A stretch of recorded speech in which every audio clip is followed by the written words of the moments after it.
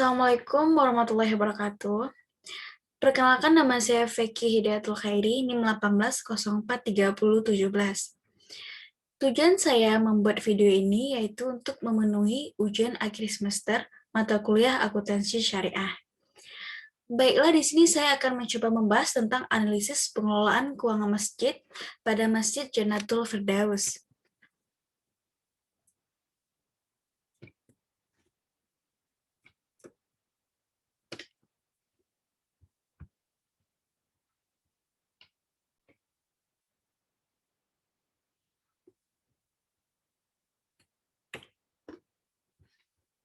Masjid memiliki kekuatan tersendiri dalam kalangan umat Islam, karena masjid merupakan institusi utama dalam Islam yang dapat mendekatkan diri pada Allah Subhanahu wa Ta'ala. Masjid di beberapa negara Islam yang telah maju memiliki pengaruh yang sangat besar dalam kehidupan sosial masyarakat.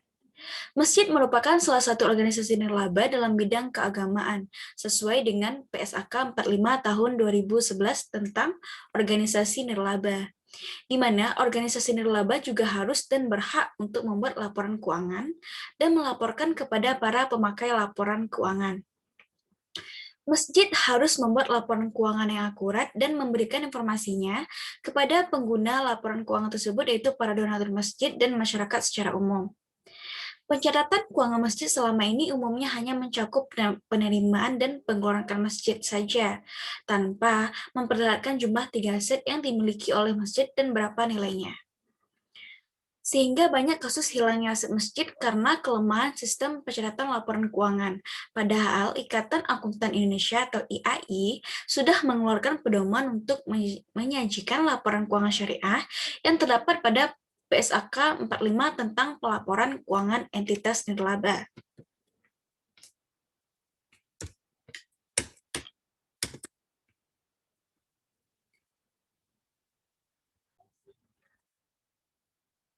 PSAK 45 bertujuan untuk mengatur pelaporan keuangan entitas nirlaba agar mudah dipahami, memiliki relevansi, dan memiliki daya banding yang tinggi. Berikut ini istilah yang digunakan dalam PSAK 45. Yang pertama yaitu pembatasan permanen. Pembatasan ini penggunaan sumber daya yang ditetapkan oleh pemberi sumber daya yang tidak mengharapkan pembayaran kembali, agar sumber daya tersebut dipertahankan secara permanen. Tetapi entitas nirlaba diizinkan untuk menggunakan sebagian atau semua penghasilan atau manfaat ekonomi lain yang berasal dari sumber daya tersebut. Yang kedua yaitu pembatasan temporer. Pembatasan ini penggunaan sumber daya oleh pemberi sumber daya yang tidak mengharapkan pembayaran kembali yang menetapkan agar sumber daya tersebut dipertahankan sampai dengan periode tertentu atau sampai dengan terpenuhinya keadaan tertentu. Yang ketiga yaitu sumber daya terikat. Sumber daya yang penggunaannya dibatasi untuk tujuan tertentu oleh pemberi sumber daya yang tidak mengharapkan pembayaran kembali. Pembatasan tersebut dapat bersifat permanen atau temporer. Yang keempat yaitu sumber daya tidak terikat, adalah sumber daya yang penggunaan tidak dibatasi untuk tujuan tertentu oleh pemberi sumber daya yang tidak mengharapkan pembayaran kembali.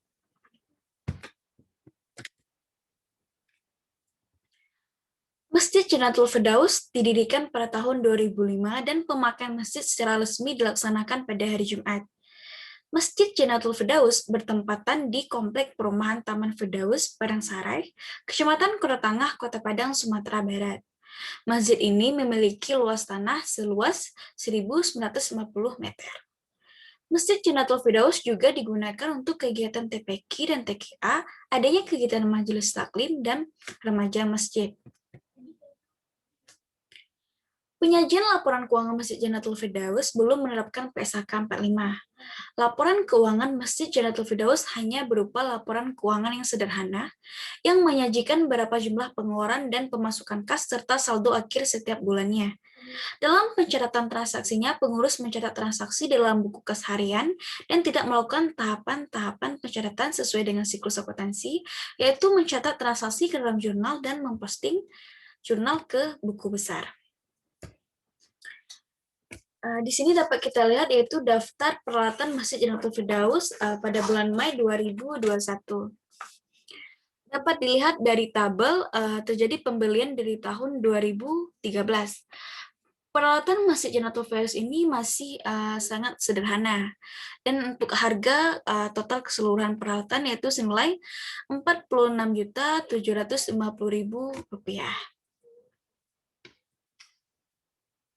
Pengelompokan aset neto Masjid Jannatul Firdaus menurut PSAK 45. Untuk jenis aset neto PSAK 45 yaitu ada 3. Yang pertama, aset neto tidak terikat dengan jumlah Rp78.494.486. Dan yang kedua yaitu aset neto terikat temporer dengan jumlah yaitu Rp12.500.000. Yang ketiga yaitu aset neto terikat permanen dengan jumlah Rp2.800.000.000.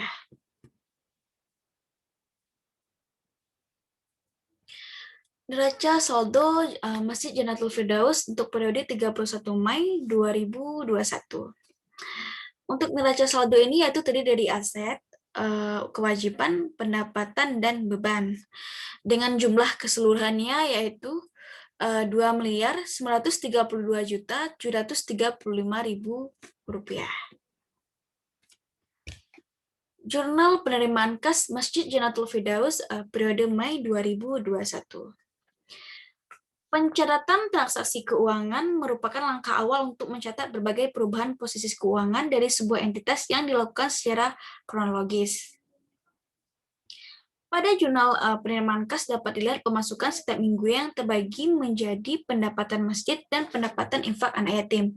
Di sini dapat kita lihat yaitu pendapatan infak masjid pada bulan Mei yaitu sebanyak Rp2.600.000 dan pendapatan infak anak yatim yaitu Rp640.000 dengan total keseluruhan penerimaan kas yaitu Rp3.240.000.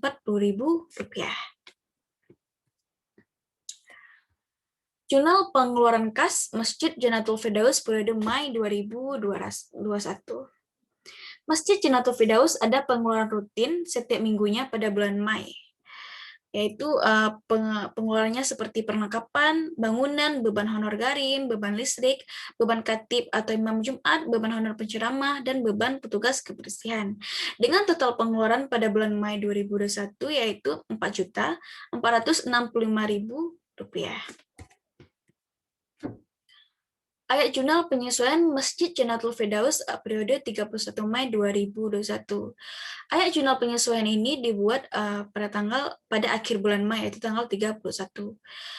Yang pertama yaitu adanya beban perlengkapan, yaitu senilai Rp165.000 di debit dan perlengkapan di kredit senilai Rp165.000. Dan ada penyusutan peralatan dan ada juga beban penyusutan bangunan dengan jumlah keseluruhannya yaitu Rp807.082,6. Neraca lajur Masjid Jannatul Firdaus periode 31 Mei 2021. Neraca lajur ini dibuat untuk membantu pengurus masjid dalam melakukan proses penyusunan laporan keuangan agar lebih mudah dan dapat meminimalisir kesalahan yang terjadi. Selanjutnya yaitu laporan aktivitas Masjid Jannatul Firdaus periode 31 Mei 2021.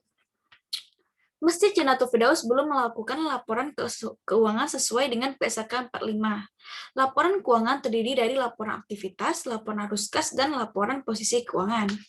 Nah, untuk laporan aktivitas sendiri ini bertujuan untuk menyajikan informasi mengenai pengaruh transaksi dan peristiwa lain dan mengubah jumlah dan sifat dari aktiva bersih, hubungan antar transaksi, dan bermanfaat juga untuk mengevaluasi kinerja suatu periode. Untuk laporan aktivitas ini terbagi menjadi 2, yaitu pendapatan dan beban. Untuk jumlah pendapatan yaitu sejumlah Rp3.240.000 dan untuk beban dengan total Rp2.197.826. Dengan total aset neto akhir bulan yaitu senilai Rp2.892.036.660. Yang kedua yaitu laporan posisi keuangan. Laporan posisi keuangan Masjid Jannatul Firdaus periode Mei 2021. Bertujuan untuk mengetahui posisi keuangan Masjid Jannatul Firdaus dan pengambilan keputusan ekonomi secara tepat oleh pengurus masjid maupun pihak lainnya. Di sini dapat kita lihat untuk jumlah aset lancar yaitu dengan total 81.630.000 dan aset non lancar yaitu 2.810.406.406.606.660 rupiah dengan total kewajiban 0 dan jumlah hasil neto.